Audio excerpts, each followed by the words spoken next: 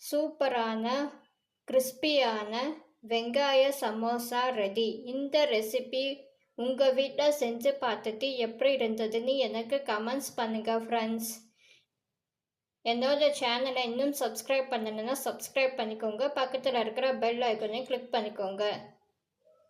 Thank you. பாய்.